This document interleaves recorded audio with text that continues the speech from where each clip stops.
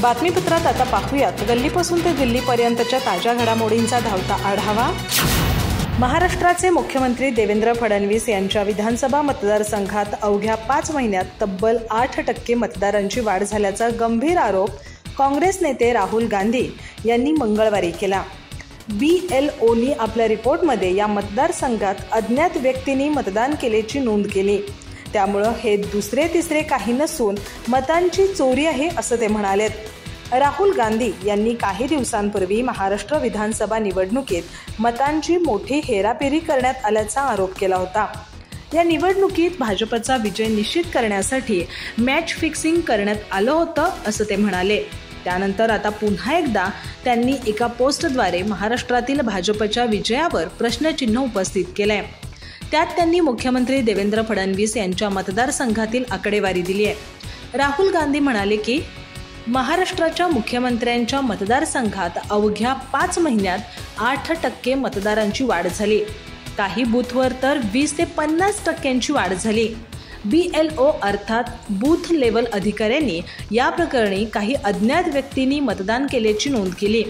माध्यमांनीही विना सत्यापित पत्ते असणाऱ्या हजारो मतदारांचा शोध घेतला आणि निवडणूक आयोग गप्प की यात सहभागी ही वेगवेगळी हेराफेरी नाही, ही स्पष्ट मतांची चोरी आहे। या प्रकरणी कव्हरअप करणं हाच कबुलीनामा आहे।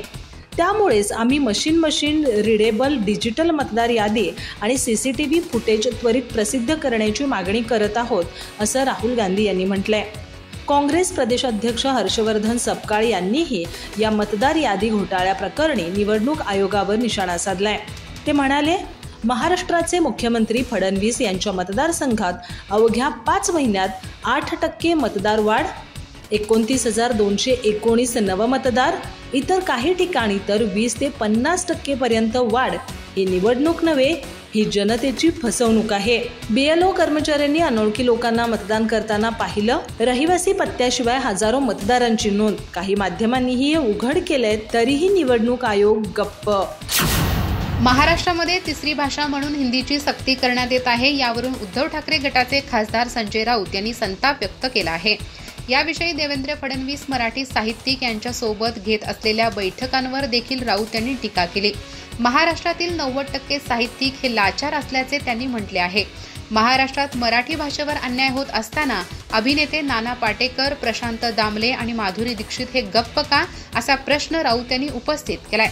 महाराष्ट्रामध्ये हिंदीची सक्ती करण्यासाठी देवेंद्र फडणवीस यांचा आट्टापिट्टा सुरू आहे, तर दुसरीकडे हिंदी भाषिक उत्तर प्रदेशमध्ये 5,000 हिंदी भाषिक शाळा बंद पडल्या असल्याचा दावा राऊत यांनी केला आहे। मुंबई महानगरपालिकेसाठी हे सर्व सुरू असल्याचा आरोप त्यांनी केला। याविषयी महाराष्ट्रातील साहित्यिकांशी चर्चा करण्याची गरज नसल्याचे राऊत यांनी म्हटले आहे। साहित्यिकांना मराठी भाषेसंदर्भात एवढी चिंता असते तर हिंदी भाषेचा दबाव सुरू आहे, हिंदी लादली जात आहे, त्यांच्यावर साहित्यिक बोलले असते, असे देखील राऊत यांनी म्हटले आहे। अभिनेते नाना पाटेकर, प्रशांत दामले, मारुती दीक्षित कुठे आहेत, असा प्रश्नही त्यांनी उपस्थित केलाय। मराठी जनतेने तुमच्यासाठी टाळ्या वाजवल्या, मात्र मराठीवर हल्ले होत असताना तुम्ही गप्प का आहात, असा आरोप देखील राऊत यांनी केला आहे। राज्यातील लाभार्थी आणि पुरस्कार प्राप्त 90% साहित्यिक हे लाचार असल्याचा आरोप राऊत यांनी केला आहे। देवेंद्र फडणवीस यांचा हिंदीसाठी महाराष्ट्रात आटापिटा सुरू आहे। त्याचवेळी उत्तर प्रदेशमध्ये 5,000 हिंदी भाषिक शाळा बंद पडल्या आहेत। हजारो शाळांमध्ये हिंदी शिकवण्यासाठी शिक्षक नाहीत। ही एका उत्तर प्रदेशाची परिस्थिती आहे। शिक्षकांशिवाय शाळा भरवल्या जात आहेत, असा दावा संजय राऊत यांनी केला आहे। ही सर्व माहिती रेकॉर्डवर आहे। उत्तर प्रदेशमधील प्रमुख वृत्तपत्रांमध्ये पहिल्या पानावर हे छापून येत असल्याचे राऊत यांनी म्हटले आहे। हिंदी भाषिक इतर राज्यांमध्ये देखील हिंदी शाळा बंद पडत आहेत, त्यावर अमित शहा आणि नरेंद्र मोदी यांनी काम करायला हवे, असा सल्ला देखील राऊत यांनी दिला आहे। जरा काही झाले तर वाजायचे, वर सुद्धा हल्ली काय उद्योग चाललेत कळत नाही। एखादा निर्णय घेताना तिथल्या पदाधिकाऱ्यांना विचारला पाहिजे, तिथल्या जबाबदार नेत्याला प्रश्न विचारला पाहिजे। हा भारी वशिला हल्ली लागला आहे असं म्हणत उभाटाच्या कार्यशैलीवर उभाटाचे नेते भास्कर जाधव यांनी नाराजी व्यक्त केली आहे। भास्कर जाधव पुढे बोलताना म्हणाले की मी वशिल्याचा माझ्यावर काही परिणाम होणार नाही। पक्षामध्ये कुठला नेता मला का टार्गेट करेल, का करेल, प्रत्येकाचं कार्यक्षेत्र ठरलंय। पक्षातील नेत्यांच्या मनात माझ्याबद्दल नितांत आदर आहे। भास्कर जाधव म्हणाले की तालुका प्रमुख, विभाग प्रमुख मी केलेले काम बाळासाहेबांच्या अष्टप्रधान मंडळामध्ये जे 13 नेते कार्यरत होते त्यातील सुभाष देसाई आजही कार्यरत असून पूर्ण क्षमतेने काम करतायत. ते जेव्हा मला भेटतात तेव्हा त्यांच्या चेहऱ्यावरचा आनंद मला दिसतो. दिवाकर रावते यांच्यासारख्या लढवय्या माणूस जेव्हा भेटतो तेव्हा ए भास्कर इकडे ये असा आवाज देतात. तू चांगला बोलतोस असं म्हणत कौतुक करतात. माझा द्वेष करणार कोण? दुसरी गोष्ट, माझा द्वेष कुणीही करत नाही. करत असेल तर त्याला मी किती किंमत देणार, किती द्यावी असं तुमचं म्हणणं आहे? मी काय आहे त्यांना माहिती आहे, ते काय आहेत मला माहिती आहे असं म्हणत त्यांनी नाव न घेता विनायक राऊतांवर टीका केल्याचं बोललं जात आहे. भास्कर जाधव म्हणाले की मला पक्षातील कोणी नेता त्रास देत नाही आणि कोणी द्यायच्या भानगडीत पडू नये हे पण सांगून टाकतो. हे पुढचं बोलायला नको असा इशाराच त्यांनी अप्रत्यक्षपणे राऊतांना दिल्याची चर्चा आहे. मी घुसमटणारा माणूस नाही. शरद पवारांना सोडण्याची राजकीय चूक केली हे मी नाकारणार नाही. माझी कोणीही घुसमट केली नाही. माझी शिवसेनेत घुसमट होते असं काही नाही. माझ्याकडे प्रामाणिक म्हणून पहा. समाजवादी पक्षाचे आमदार अबू आझमी यांनी पंढरपूरच्या वारीबाबत केलेल्या वक्तव्यानंतर राज्यभरातून त्यांच्यावर टीका झाली होती. यामुळे वारकरी देखील संतप्त झाले होते. यानंतर आता अबू आझमी यांनी माफी मागत दिलगिरी देखील व्यक्त केली आहे. कोणालाही दुखावण्याची माझी भावना नव्हती, मात्र कोणाच्या भावना दुखावल्या गेल्या असतील तर मी दिलगिरी व्यक्त करतो तसेच माफी मागत असल्याचे आझमी यांनी म्हटले आहे. या संदर्भात आमदार अबू आझमी यांनी एका पोस्टच्या माध्यमातून दिलगिरी व्यक्त केली आहे. यामध्ये त्यांनी म्हटले की वारकरी समाजाच्या धार्मिक भावना दुखावल्या गेल्या असतील तर मी माझे शब्द पूर्णपणे मागे घेतो आणि माफी मागतो. माझा हेतू कधीही कोणाच्याही धार्मिक भावना दुखावण्याचा नव्हता. तसेच माझा एकमेव उद्देश सरकारचे लक्ष वेधण्याचा होता. त्यांच्या दुटपीपणामुळे अल्पसंख्याक समुदायाच्या मनात अशी भावना निर्माण होऊ नये की या देशात त्यांच्यासाठी वेगळे कायदे असल्याचे त्यांनी म्हटले आहे.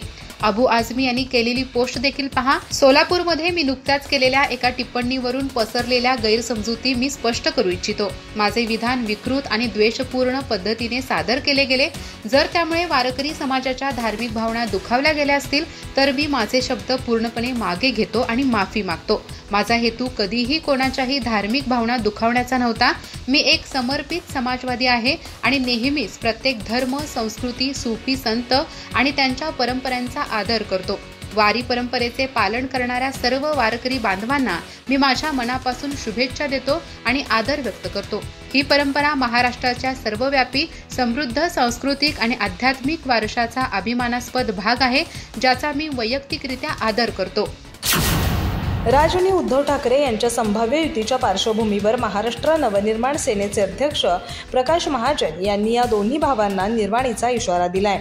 मनसे आणि शिवसेनेच्या ठाकरे गटाची युती झाली नाही तर मराठी माणूस या पक्षांच्या दोन्ही नेत्यांना माफ करणार नाही असं ते म्हणालेत. त्यांच्या या विधानामुळे मनसेचे नेते युतीसंबंधी कमालीचे सकारात्मक असल्याचं स्पष्ट झालंय. मनसे अध्यक्ष राज ठाकरे यांनी एका कार्यक्रमात बोलताना महाराष्ट्र हितासाठी तथा मराठी माणसाच्या भल्यासाठी जुने वाद विसरण्याची तयारी दर्शवली होती. त्यानंतर शिवसेना उद्धव बाळासाहेब ठाकरे पक्षाचे पक्षप्रमुख उद्धव ठाकरे यांनी त्याला सकारात्मक प्रतिसाद दिला होता. त्यानंतर मनसे आणि ठाकरे गटाचे कार्यकर्ते आणि पदाधिकारीही एकमेकांशी सुसंवाद साधताना दिसून आले होते.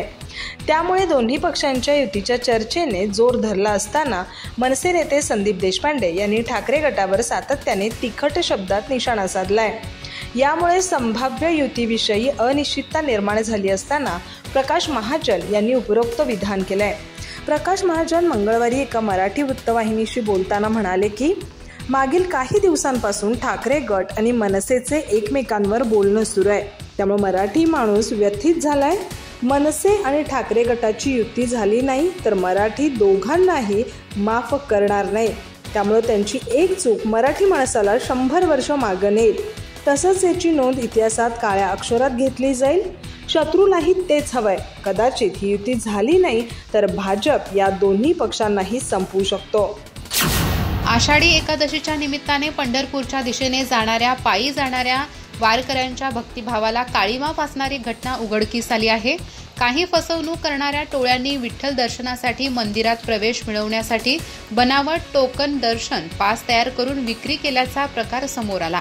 संतश्रेष्ठ ज्ञानेश्वर महाराजांच्या पालखी सोहळ्यात सहभागी 7 भाविकांची फसवणूक करण्यात आली. मिळालेल्या माहितीनुसार ही घटना सोमवारी उघडकीस आली। हे भाविक विठ्ठल मंदिरात प्रवेशासाठी दाखल झाल्यानंतर त्यांच्या टोकन पासचे स्कॅनिंग करण्यात आले। स्कॅनिंग दरम्यान हे पास बनावट असल्याचे स्पष्ट झाले। त्यानंतर मंदिर प्रशासनाने तातडीने कारवाई करत या 7 भाविकांना बाजूला घेत चौकशी सुरू केली। चौकशीत या भाविकांनी सांगितले की सासवडच्या परिसरात काही अज्ञात व्यक्तींनी त्यांना 100 रुपयांच्या मोबदल्यात दर्शन टोकन देऊ केले। जुने अधिकृत पास स्कॅन करून त्यांच्या आधारे बनावट टोकन तयार करून देण्यात आले होते। मात्र या भाविकांना पास कोणी दिले, कुठे दिले आणि नेमके कसे मिळाले याची ठोस माहिती देता आलेली नाही।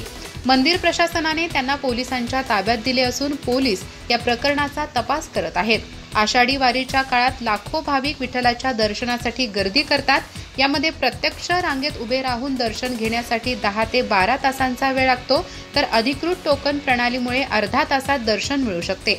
याचाच गैरफायदा घेत काही फसवणूक करणाऱ्या व्यक्तींनी बनावट पास तयार करून भाविकांची दिशाभूल केली। राज्यातील शेतकऱ्यांवर सध्या असलेले खतांचे संकट, आर्थिक अडचणी आणि नैसर्गिक आपत्तीमुळे निर्माण झालेल्या परिस्थितीवरून माजी गृहमंत्री आणि राष्ट्रवादी काँग्रेस पार्टीचे नेते अनिल देशमुख यांनी सरकारवर जोरदार टीका केली आहे। अनिल देशमुख म्हणाले की शेतकरी मोठ्या अडचणीत असून हीच कर्जमाफीसाठी योग्य वेळ आहे। सरकारने निवडणुकीची वाट न पाहता तत्काळ निर्णय घ्यावा। मुख्यमंत्री देवेंद्र फडणवीस यांनी याआधी योग्य वेळी कर्जमाफीचा निर्णय घेऊ असं विधान केलं होतं। त्यावर देशमुख यांनी ही प्रतिक्रिया दिली।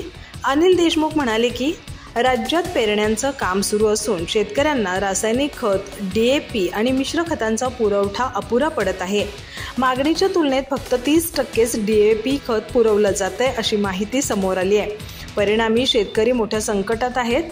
अनिल देशमुख म्हणाले की देवेंद्र फडणवीस यांची योग्य वेळ ही नक्की कधी येणार? विधानसभा निवडणुकींच्या आधी आपल्या जाहीरनाम्यात आपण वचन दिलेलं आहे। शेतकऱ्यांच्या कर्जमाफी संदर्भात आपण जाहीर भाषणं सुद्धा केली आहेत, पण आपले उपमुख्यमंत्री अजित पवार असं आश्वासन दिलं नाही असं म्हणत शेतकरी कर्जमाफीच्या मुद्द्यावरून निशाणा साधलाय। अनिल देशमुख म्हणाले की खतांच्या दरात वाढ झाल्यानं आर्थिक संकटात सापडलेल्या शेतकऱ्यांना आणखी एक मोठं आव्हान समोर उभं आहे। त्यामुळे सरकारने तातडीने खताचा पुरवठा सुरळीत करावा, दर नियंत्रणात आणावेत आणि शेतकऱ्यांच्या कर्जमाफीबाबत ठोस निर्णय घ्यावा। मुख्यमंत्री देवेंद्र फडणवीस म्हणजे लूट करणारे आणि पेंढारी असल्याची टीका शेतकरी नेते राजू शेट्टी यांनी केली आहे। शक्तीपीठ महामार्गाच्या कामात मोजणी करताना बळाचा वापर होत असल्याचा आरोप देखील त्यांनी केलाय। या संदर्भात सोशल मीडियावरील पोस्ट माध्यमातून त्यांनी राज्य सरकारवर टीका केली आहे। मुख्यमंत्री देवेंद्र फडणवीस यांचा दुसरा ड्रीम प्रोजेक्ट म्हणून शक्तीपीठ महामार्गाकडे पाहिले जाते।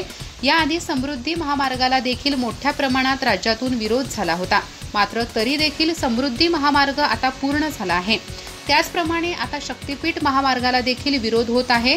शेतकरी नेते राजू शेट्टी यांनी या महामार्गासाठी जमीन मोजणी करताना बळाचा वापर होत असल्याचा आरोप केला आहे। सरकार शक्तीपीठ महामार्ग करण्याचा अट्टाहास का आणि कशासाठी करत आहे?